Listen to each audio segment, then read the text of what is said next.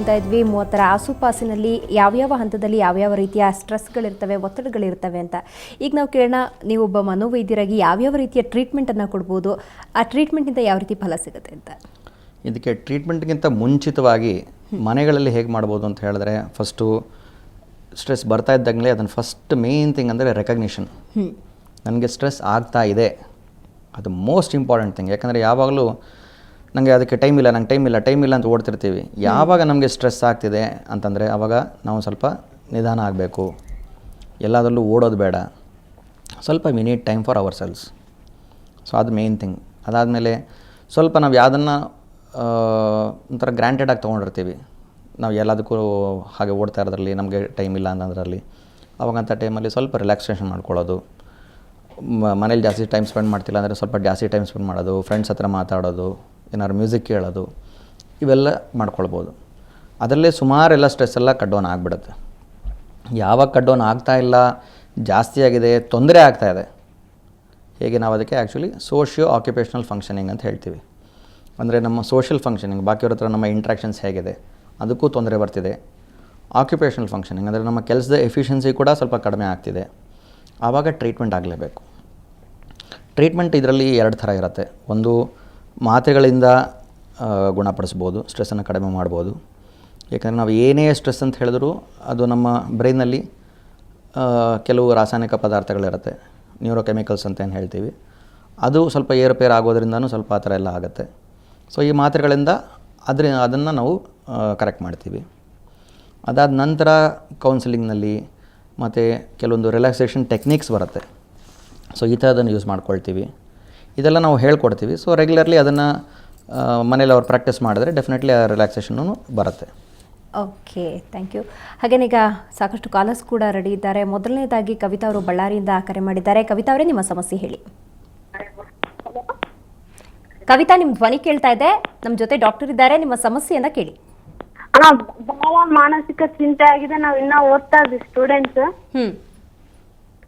ಏನ್ ಮಾಡ್ಬೇಕೋ ಗೊತ್ತಾಗೋದು. Okay, doctor ಇದ್ದಾರೆ, ಅವ್ರ ಸಮಸ್ಯೆಗೆ ಕವಿತಾ, ಏನು ಓದ್ತಾ ಇದ್ದೀರಮ್ಮ?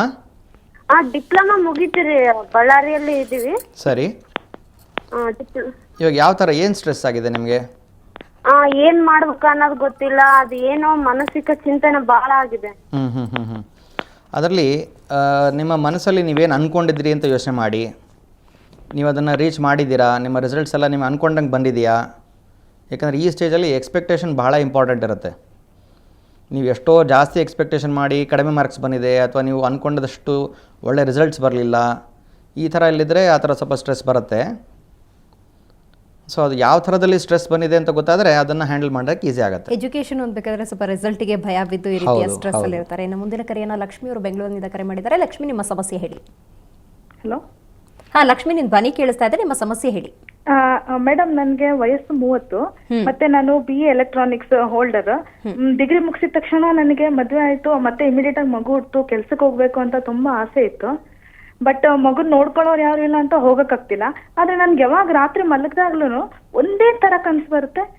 ಏನೋ ಎಕ್ಸಾಮಿಗೆ ಹೋಗಿ ನಾನು ಎಕ್ಸಾಮು ಸರಿಗ್ ಬರಿದಲ್ಲೇ ಇರೋ ತರ, ಅಥವಾ ಎಕ್ಸಾಮಿಗೆ ಲೇಟಾಗಿ ಹೋಗ್ತೀನಿ, ಆ ತರ ಏನೇನೋ ಕನಸುಗಳು ಬಿದ್ದು ಒಟ್ಟು ನಾನು ಅದೇ ಮೂಡಲ್ಲೇ ಇರ್ತೀನಿ ಎದ್ದ ಮೇಲೆ. ಸರಿ, ಅದು ಯಾಕೆ ಅಂತ ನನಗೆ ಕಾರಣ ಗೊತ್ತಿಲ್ಲ. ಲಕ್ಷ್ಮಿ ಅವರೇ, ಅದು ನಿಮ್ಮ ಕೆಲಸದ ಎಕ್ಸ್ಪೆಕ್ಟೇಷನ್ ಮೇಲೆ ಹೋಗುತ್ತೆ. ನಿಮ್ಮ ಕನಸುಗಳು ಅದಕ್ಕೆ ಅನುಗುಣವಾಗಿದೆ. ಹಾಂ ಸರ್. ಬೇಸಿಕಲಿ ನೀವು ಅಂದ್ಕೊಂಡಿರೋದು ನೀವು ಕೆಲಸಕ್ಕೆ ಹೋಗಬೇಕು, ಆದಷ್ಟು ಬೇಗ ಹೋಗಬೇಕು ಅಂತ. ಹಾಂ ಸರ್. ಮಗು ನೋಡ್ಕೊಳ್ಳೋಕ್ಕೆ ಯಾರು ಸಿಗ್ತಾ ಇಲ್ಲ ಅಂತ ಹೇಳಿ ನಿಮ್ಗೆ ಹೋಗೋಕ್ಕಾಗ್ತಿಲ್ಲ. ಬಟ್ ನಿಮ್ಮ ಆಸೆ, ನಿಮ್ಮ ಆಕಾಂಕ್ಷೆಗಳೆಲ್ಲ ನಿಮ್ಮ ಕೆಲಸದ ಮೇಲೆ ಇದೆ. ಹಾಂ ಸರ್. ಸೊ ಈ ಸ್ಥಿತಿನಲ್ಲಿ ಮಗು ನೋಡ್ಕೊಳ್ಳೋಕ್ಕೆ ಬೇರೆಯವ್ರನ್ನ ನೇಮಿಸ್ಬೋದಾ, ಯಾರನ್ನ ಇಟ್ಕೊಳ್ಬೋದಾ ನೋಡಿ ಡಿಸೈಡ್ ಮಾಡಿ. ಹಾಂ ಸರ್. ಸೊ ಅದಾಗಿ ನೀವು ಕೆಲಸ ಯಾವಾಗ್ಲೂ ಇದೇ ತರ ಕನಸುಗಳೇ ಯಾಕೆ ಬರುತ್ತೆ ಸರ್ ಅಂತ ನನಗೆ ಸರ್ ಯಾವಾಗ್ಲೂ. ಹೌದು, ಆಕ್ಚುಲಿ ನಾವು ಅದಕ್ಕೆ ಡ್ರೀಮ್ ಅನಾಲಿಸಿಸ್ ಅಂತ ಹೇಳ್ತೀವಿ ಸರ್. ನಾನು ಡೇ ಫುಲ್ ಹ್ಯಾಪಿ ಆಗಿರ್ತೀನಿ, ಮಗು ಜೊತೆ ಮನೆಯವ್ರ ಜೊತೆ ಎಲ್ಲ ಹ್ಯಾಪಿ ಆಗಿರ್ತೀನಿ. ಬಟ್ ಈ ಟೈಪ್ ಸ್ಟ್ರೆಸ್ ನನಗೆ ಮಲಗಿದ ತಕ್ಷಣ ಇದೇ ತರ ಕನಸುಗಳು ಸರ್ ಯಾವಾಗ್ಲೂ. ಇಲ್ಲ ಎಕ್ಸಾಮಿಗೆ ಲೇಟ್ ಆಗಿ ಹೋಗಿರ್ತೀನಿ, ಇಲ್ಲ ಕ್ವಶನ್ ಪೇಪರ್ ಕೊಟ್ಟಾಗ ನನ್ಗೇನು ಬರಿದಲ್ಲೇ ಇರೋ ತರ ಏನು ಜ್ಞಾಪಕ ಬರಲ್ಲ, ಇದೇ ತರ ಕನಸುಗಳು ಸರ್. ಹೌದು ಲಕ್ಷ್ಮಿ ಅವರೇ, ಅದೆಲ್ಲನೂ ಆ್ಯಕ್ಚುಲಿ ನಾವು ಒಂದು ಡ್ರೀಮ್ ಅನಾಲಿಸಿಸ್ ಅಂತ ಹೇಳ್ತೀವಿ. ನಿಮ್ಮ ಕನಸುಗಳಲ್ಲಿ ಬರೋದು ಆ್ಯಕ್ಚುಲಿ ನಿಮ್ಮ ಆಸೆ ಆಕಾಂಕ್ಷೆಗಳೇ ಬರೋದು. ಸೊ ಇವಾಗ ನಿಮ್ಮ ಆಸೆಗಳು ನಿಮ್ಮ ವರ್ಕ್ ಓರಿಯೆಂಟೆಡ್, ಜಾಬ್ ಓರಿಯೆಂಟೆಡ್ ಇರೋದ್ರಿಂದ ಅಲ್ಲಿರೋ ಸ್ಟ್ರೆಸ್ಸನ್ನು ಹ್ಯಾಂಡಲ್ ಮಾಡಿದ್ಮೇಲೆ ಈ ಥರ ಕನಸುಗಳೆಲ್ಲ ಸೆಟ್ರೇಟ್ ಆಗುತ್ತೆ. ಸೊ ಅದು ನಿಮ್ಮ ಕೆಲಸದ ಬಗ್ಗೆ ಹೇಗೆ ಗಮನ ಕೊಡ್ಬೋದು ಅದು ಸ್ವಲ್ಪ ಯೋಚನೆ ಮಾಡಿ. ಬೇರೆಯವ್ರನ್ನ ಬೇಕಾದ್ರೆ ನೇಮಿಸ್ಕೊಳ್ಬೋದಾ ಮಗು ನೋಡ್ಕೊಳ್ಳೋಕ್ಕೆ, ಕೆಲಸ ರಿಜೈನ್ ಮಾಡ್ಕೊಳ್ಳಿ ಆದಷ್ಟು ಬೇಗ. ಐ ಥಿಂಕ್ ಅದು ಸರಿ ಹೋಗುತ್ತೆ ಅದರಲ್ಲಿ. ಓಕೆ, ಮುಂದಿನ ಕರೆಯನ್ನು ಪವಿತ್ರ ಅವರು ಬೆಂಗಳೂರಿನಿಂದ ಕರೆ ಮಾಡಿದ್ದಾರೆ. ಪವಿತ್ರ, ನಿಮ್ಮ ಸಮಸ್ಯೆ ಹೇಳಿ. ಪವಿತ್ರ, ನನ್ನ ಧ್ವನಿ ಕೇಳಿಸ್ತಾ ಇದೆಯಾ ನಿಮಗೆ? ಕೇಳಿಸ್ತಾ ಇದೆ ಮೇಡಮ್. ನಿಮ್ಮ ಡಾಕ್ಟರ್ ಇದ್ದಾರೆ, ಅವ್ರ ಜೊತೆ ನಿಮ್ಮ ಸಮಸ್ಯೆ ಹೇಳಿ. ಕೇಳಿಸ್ತಾ ಇದೆ ಸರ್. ಹೇಳಿ ಪವಿತ್ರರೇ. ಸರ್, ನಮ್ಮ ಹುಡುಗ ಒಬ್ಬ 20 ಇಯರ್ಸ್. ಹ್ಞೂ ಮೊದ್ಲು ಕೆಲಸ ಮಾಡಬೇಕಾದ್ರೆ ಸಮಸ್ಯೆ ಏನೋ ಒಂಥರ ಹುಡುಗರ ಹತ್ರ ಸ್ವಲ್ಪ ಗಲಾಟೆ ವಂಡರ್ಲಾದಲ್ಲಿ ಕೆಲಸ ಮಾಡ್ತಾ ಇದ್ದ. ಹ್ಞೂ ಕೆಲಸದಲ್ಲಿ ಏನೋ ಸ್ವಲ್ಪ ತೊಂದರೆ ಇದೆ ನನಗೆ ಅಂತ ಹೇಳ್ತಾ ಇದ್ದ. ಅವಾಗ ನಾವು ಕೆಲವು ಕಡೆ ಅಲ್ಲೋಗಿ ವಿಚಾರಿಸಿದ್ವಿ, ಅಲ್ಲೇನು ತೊಂದರೆ ಇಲ್ಲ ಅಂತ ಹೇಳಿದ್ರು. ಸರಿ. ಹಾಗಾಗಿ ಆಮೇಲೆ ಇಟ್ ವಸ್ತುನ ಮರ್ತೋಗ್ಬಿಡೋದು, ಮತ್ತೆ ಏನೋ ಒಂಥರ ಜ್ಞಾಪಕ ಇದ್ದಂಗೆ ಏನೇನೋ ಮಾತಾಡೋದು, ಈ ರೀತಿ ಮಾಡ್ತಾ ಇದ್ದ. ಹ್ಞೂ ನಾವು ಆಮೇಲೆ ಅವ್ರನ್ನ ಸ್ವಲ್ಪ ಸೈಕಾಟಿಸ್ಟ್ ಹತ್ರ ತೋರಿಸಿದ್ವಿ. ಸರಿ. ಅವ್ರು ಡಿಪ್ರೆಷನ್ ಆಗಿದ್ದಾರೆ ಅಂತ ಹೇಳ್ಬಿಟ್ಟು ಕೆಲವು ಮಾತ್ರೆಗಳೆಲ್ಲ ಬರ್ಕೊಟ್ಟಿದ್ರು, ಓಕೆ, ತಗೊಳ್ತಾ ಇದ್ರು. ಹ್ಞೂ ಆಮೇಲೆ ಅದು ತುಂಬಾ ಜಾಸ್ತಿ ಆಯ್ತು ಅಂತ ಹೇಳಿ ನಿಮಾನ್ಸಿಗೆ ಇದ್ ಮಾಡಿದ್ವಿ. ಅಲ್ಲಿ ಆಕ್ಚುಲಿ ಎಲ್ಲಾ ಟೆಸ್ಟ್ಗಳು ಮಾಡಿದ್ರು, ಅಲ್ಲಿ ಯಾವುದೇ ತೊಂದರೆ ಇಲ್ಲ ಅಂತ ಹೇಳಿದ್ದಾರೆ. ಬಟ್ ಇವಾಗ ಏನಂದ್ರೆ ನಿದ್ದೆ ಮಾಡಲ್ಲ, ಸ್ನಾನ ಮಾಡಲ್ಲ, ಮತ್ತೆ ಏನೇನೋ ಯಾರನ್ನಾದ್ರೂ ಮಾತಾಡ್ಸಕ್ ಹೋದ್ರೆ ಹೊಡಿಯೋದು, ಬೈಯೋದು. ಬಟ್ ಬೇರೆ ಎಲ್ಲ ಇದೆ, ಕೆಲ್ಸಕ್ಕೆ ಹೋಗಲ್ಲ, ಸರಿ, ಕೂತೇ ಇರೋದು, ಟಿವಿ ನೋಡೋದು, ಊಟ ಅವ್ನಿಗೆ ಇಷ್ಟ ಬಂದ್ರೆ ಊಟ ತಿಂತಾನೆ ಅಷ್ಟೇ. ನಾವಾಗಿ ಬಲವಂತ ಮಾಡಿ ಊಟ ಮಾಡು ಅಂತ ಹೇಳೋ ಆಗಿಲ್ಲ.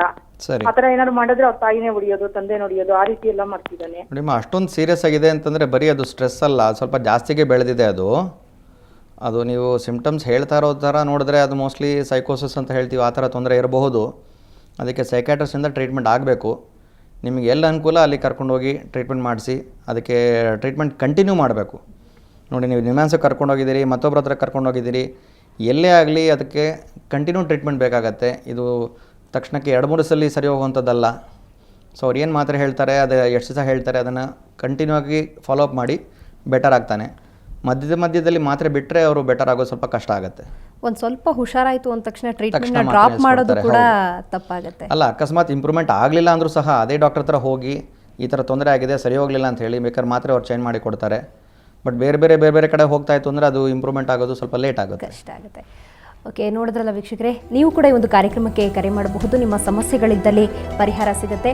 ಒಂದು ಬ್ರೇಕ್ ತಗೋಣ. ಬ್ರೇಕ್ ನಂತರ ಸುಹಾಸಿನಿ ಕಾರ್ಯಕ್ರಮ ಮುಂದುವರಿಯುತ್ತೆ.